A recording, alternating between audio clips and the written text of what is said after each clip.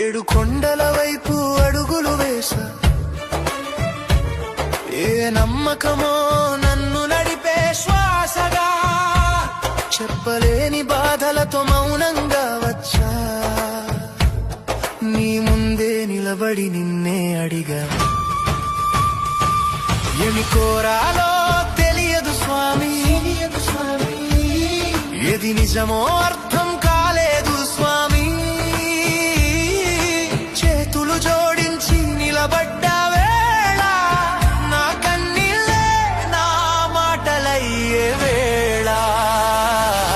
గోవింద గోవింద నీ చూపే నా ఆశల దారి వెంకటేశ.